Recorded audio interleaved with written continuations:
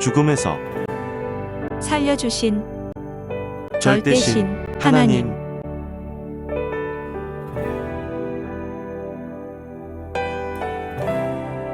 죽음에서 살려주신 하나님, 성령님, 성자와 예수님께 감사드립니다.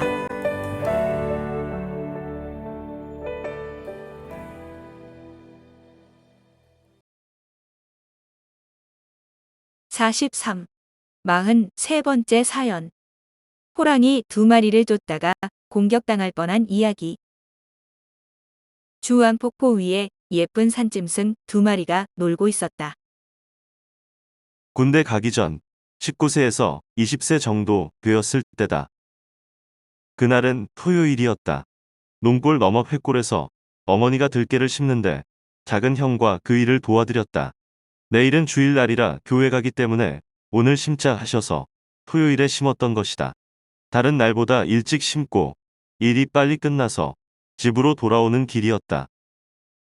지금의 농골 정자 으름나무 쪽에서 쳐다보니 주안폭포 위에 묘가 하나 있었는데 그 위에 알롱달롱한 짐승 2마리가 놀고 있었다. 색깔이 아주 예쁜 산짐승이었다. 그때는 나무가 하나도 없고 전체가 밭이라서 훤히 보였다. 그 산짐승을 잡고 싶은 마음에 나는 지게 받치는 작대기를 들고 쫓아 내려갔다. 작은 형이 가지 말라고 소리를 질렀는데도 나는 호기심에 막 뛰어 내려갔다. 가까이 가보니 책에서 본 호랑이 그림과 똑같이 생긴 짐승이었다. 처음에는 호랑이인 줄 모르고 색깔이 예쁜 산짐승처럼 보여서 호기심에 산채로 잡아다가 기르려고 쫓아간 것이었다. 호랑이 2마리는 주안폭포 위에 묘 주변 잔디밭에서 놀고 있었다. 서로 올라타고 앞발로 밀어붙이며 재밌게 놀고 있는 호랑이를 나는 멍하니 쳐다봤다. 누르스름한데 약간 붉은 톤의 갈색이었고 등에는 검은 줄무늬가 쭉쭉 나 있었다. 색깔이 완연하게 또렷한 것이 정말 예뻤다. 그렇게 예쁘고 거죽이 화려한 동물을 실제로는 난생 처음 가까이에서 봤다. 둥그런 머리에 귀가 양쪽에 서 있고 눈은 큰 구슬같이 둥그렇게 박혀 있었다. 앞쪽을 보니 어깨와 다리가 아주 튼튼했다. 어깨가 쭉 벌어졌고 허리는 날씬했고 히프는 말처럼 뭉쳐서 튼튼했다. 또 발을 보니 엄청나게 컸다. 다리 굵기는 겨울옷을 입은 사람의 어깨같이 두꺼웠다. 꼬리는 털 짧은 강아지의 꼬리처럼 쭉 빠졌는데 꼬리에도 검은 줄이 그어져 있었다. 몸매가 늘씬한 사람을 보고 호랑이처럼 잘 빠졌다 하더니 정말로 호랑이 몸은 잘 빠졌다. 크기는 살찐 큰 개만 했는데 새끼가 아니고 다 큰 호랑이였다. 한국 토종 호랑이를 보면 큰 호랑이가 없다.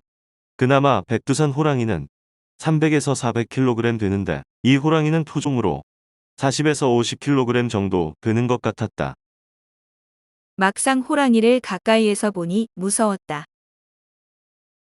산짐승을 잡으려고 멀리서 쫓아오기는 했지만 막상 가까이 와서 보니 머리끝이 서고 무서워서 내 몸은 벌써 굳어가고 마음은 두려움에 떨고 있었다. 위에서 나를 쳐다보던 작은 형은 호랑이다 하고 나에게 빨리 오라고 했다. 그때는 주위에 나무가 거의 없어서 작은 형이 멀리서 봐도 호랑이인 줄 알아챈 것이었다. 나는 작은 형한테 이리 좀 와보라고 소리를 칠 수가 없었다. 나보고 빨리 오라고 했기 때문에 내가 부른다고 올 리가 만무했다. 작은 형도 무서우니까 안 내려온 것이다. 그때 작은 형은 호랑이에게서 100m 정도 떨어져 있었고 나는 20m 정도의 거리였다. 내 앞에 작은 논이 있었는데 그 논 건너편에 바로 호랑이가 있었다. 재밌게 놀던 호랑이는 내가 나무 작대기를 들고 서 있으니 날 의식하듯 쳐다봤다. 내가 그냥 서서 보기만 하니까 호랑이도 나를 예사롭지 않다는 듯이 보고만 있었다. 사냥꾼이 아닌 것을 알고 확 도망가지도 않고 확 쫓아오지도 않은 것이다. 호랑이가 발톱을 쭉 뻗으며 공격하려는 자세를 취했다. 나는 이때 어떻게 호랑이를 잡을까? 호랑이가 이리로 다니는 것을 알았으니 나중에 올무를 놓았다가 잡을까? 하며 호랑이 잡을 궁리를 했다. 2마리나 됐기 때문에 오늘 쫓아가서 다 잡는다는 것은 불가능했다. 그런데 호랑이가 꼬리를 살살 돌리면서 앞다리에 힘을 잔뜩 주더니 똑바로 쳐다봤다. 발을 보니 아까보다 더 커져 있었다. 발톱을 쭉 뻗은 것이다. 호랑이가 사람을 공격할 때는 발톱을 오므렸다가 쭉 뻗는다고 했던 말이 생각났다. 또 소름이 끼치고 머리끝이 있는 대로 쭈삣쭈삣 섰다. 두 마리 호랑이는 내가 나무 작대기를 들고 한참 서 있으니 공격하려고 순간 자세를 취한 것이다. 나는 그것도 모르고 그저 나를 쳐다보는구나 생각했는데 자세히 보니 공격하려는 폼이었다. 순간 도망치려 했지만 내가 도망가면 곧 쫓아올 것만 같았다. 이때 하나님이 나를 도우셨다. 호랑이가 공격하면 나는 일순간에 물려 죽는 것이었다. 두 마리나 되니 당할 수가 없었다.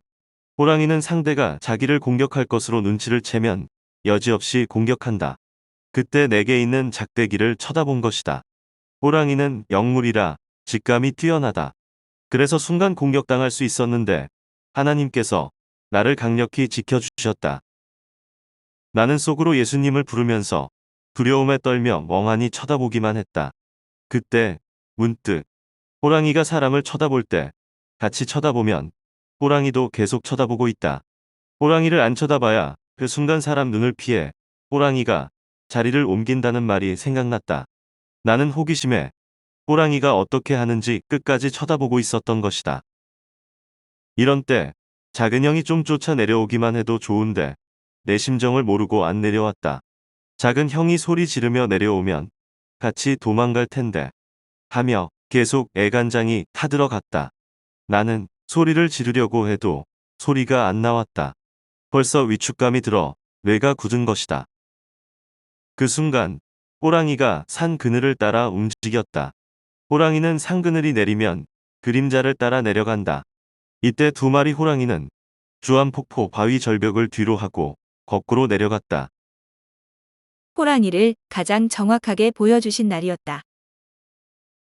이날같이 호랑이를 가까이에서 확실하게 본 날은 한 번도 없었다.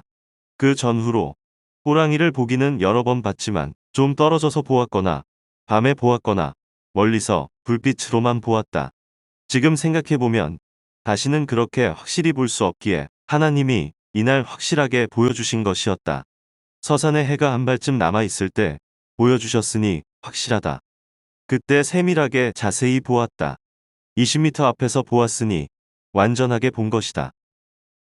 머리는 둥그렇고 귀가 쫑긋했다. 가슴이 확 벌어지고 다리는 굵고 발은 아주 컸다. 허리는 날씬하고 히프는 뭉쳐있고 꼬리는 쪽 빠졌다. 호랑이 등 높이는 약 70cm 정도로 보였다. 이와 같이 호랑이 특성을 다 본 것이다.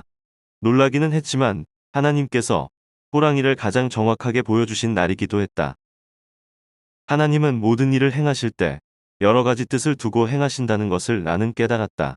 하나님도 말씀하시길 모든 것에 뜻이 있고 목적이 있어서 당하기도 하고 보기도 하는 것이다. 그러므로 환경을 그냥 지나치지 말고 나 하나님을 중심에서 항상 보고 듣고 깨달아라 하셨다. 나는 늘 그 말씀을 생각하며 하나님께서 어련히 알고 행하시겠느냐 한다. 지금도 호랑이를 생각하면 무섭다기보다는 예뻤던 것이 생각난다. 그 두 마리의 호랑이는 동네 사람들도 자주 보던 호랑이다.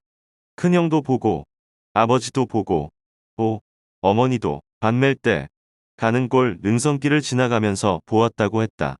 성막리 사람들이 진산에 갔다 오다가 해 넘어갈 때 앞솔골 제에서 봤다고도 했다.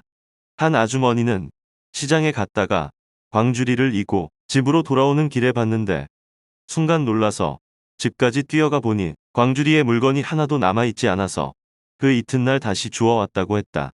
호랑이는 공격을 잘 안 하지만 평소에 호랑이가 너무 무섭다는 말을 하도 들어서 사람은 호랑이만 보면 즐겁하는 것이다. 동네 사람들의 이야기를 들어보니 내가 본 호랑이와 크기도 같고 생김새도 같았다. 그들도 낮에 본 적도 있고 해걸음에 본 적도 있다고 했다. 그때 사진을 못 찍어 놓아서 화가들에게 내가 본 것을 그대로 그리라고 하여 그린 것이 있다. 거의 똑같이 그렸다. 다리꼴 기도굴에서 기도하고 나왔을 때 호랑이를 보고 놀란 적이 있다. 내가 호랑이를 보고 놀란 때가 또 있었다. 한 번은 노방 전도를 갔다가 밤 12시 넘어 돌아오게 되어 다리골 기도굴로 갔다. 거기서 기도하다가 새벽 예배 시간이 다 되어 성막리 교회로 가려고 굴에서 나왔는데 건너편 묵산리 앞산에 큰 불덩이가 보였다. 인삼캐가는 도적놈인가 하고 나는 플래시를 켜서 뱅뱅 돌리며 불을 비췄다. 그리고 나서 새벽 예배를 드리러 가고 있는데 10분도 안 돼서 아까 보았던 불덩이가 내 앞에 와 있었다. 자세히 보니 호랑이가 눈에 불을 켜고 앉아 있는 모습이 보였다. 어머니가 늘 말씀하시던 그 호랑이 불이 틀림없구나 하고 깜짝 놀랐다. 충격을 받아 순간 말도 안 나오고 두려움에 정신이 없어졌다. 눈에 불을 켠 호랑이가 비키지 않고 앞을 가로막고 있으니 교회로 갈 수도 없고 너무 무서웠다. 소리를 질러도 소리가 안 나왔다. 이때 눈을 감고 하나님, 성자, 성령님을 부르면서 기도했다. 그리고 인삼도적으로 오해하고 불을 깜빡거린 것에 대해 잘못했다고 호랑이한테도 말했다. 눈을 떠보니 호랑이가 없어졌다. 나는 비 맞은 듯 온몸이 땀에 흠뻑 젖어 있었다. 그제야 숨을 몰아쉬고 다시 새벽 예배 드리러 교회로 갔다. 잔디 광장 길로 다 와서 쳐다보니 멀리 감남산 쪽에 호랑이 불이 지나가고 있었다. 알고 보니 이 순놈 호랑이는 내가 플래시 불을 켰다 껐다 하며 흔드니까 앞놈 호랑이가 신호 보내는 줄 알고 쫓아왔던 것이다. 어른들의 말을 들어보면 앞놈 호랑이는 순놈에게 신호할 때 불을 깜박깜박하고 순놈 호랑이는 계속 불을 켜고 다닌다고 했다. 이날 갑자기 다가온 호랑이를 보고 물 한 바가지를 부은 것 같이 땀이 줄줄 흘렀다. 사람에게 죽음의 공포가 올 때 식은 땀을 흘리다 죽을 수도 있겠구나 라고 생각했다. 사람이 놀라면 심장이 순간 마비되어 죽기도 하는데 이날 새벽에 하나님이 나를 도우셔서 심장마비 안 나고 살게 해주신 것이다. 사람이 한 가지만 생각하면 죽는 길로 간다. 호랑이 잡으려다 죽을 뻔했는데 하나님이 살려주셨다. 이때는 1960년대라 한국에도 호랑이가 많을 때다. 호랑이를 봤다고 해도 신기하게 생각하지 않았다. 산속에 사는 사람들은 자주 봤기 때문이다. 밤마다 호랑이가 감남산 정상이나 높은 산을 지날 때면 파란 등불을 잡고 가는 것 같이 보인다. 호랑이는 눈이 크고 눈빛도 강해 밤에 보면 축구공만한 불빛이 새파랗게 보인다. 개오지의 불빛도 그리 크다. 그에 비해 고양이나 다른 짐승들은 촛불같이 보인다. 이날 주안폭포 쪽에서 나는 호랑이 2마리에게 공격당해 죽을 수 있었는데 하나님이 살려주셨다. 호랑이를 잡으러 나무 막대기를 가지고 쫓아가다니 그렇게 어리석은 일을 한 것이다. 호기심 때문에 사람이 죽는 일을 한다. 또 사람이 한 가지만 생각하고 했다가는 죽는 길로 가게 된다. 이것을 함으로 다른 문제가 일어난다는 것을 반드시 깨달아야 한다. 나는 이 교훈과 계시를 실체로 바꿔서 확인하고 행한다고 행해왔지만 어느 때는 환경 따라 또 이런 처지에 놓일 때가 있고 무지 속에 당할 때도 많았다. 하지만 하나님이 나와 함께 하시고 성령이 나와 함께 하셔서 죽음의 위기를 넘기게 해주셨다. 이날도 내가 미련하게 호랑이를 확 쫓아가지 않게 해주셔서 살았다. 하나님이 나를 붙잡고 또 호랑이를 통해 내게 경고를 주어 더 이상 못 쫓아가게 하신 것이다. 그래서 안 쫓아갔지. 안 그랬으면 미련하게 확 쫓아가서 공격을 당해 일순간에 죽었다. 사람이 호기심에 죽고 미련하여 죽고 욕심 부리다 죽고 몰라서 죽음이 닥칠 때가 많다. 이날도 몰라서 죽을 뻔한 날이었다. 그 광경이 50여 년이 지났는데도 선연하다.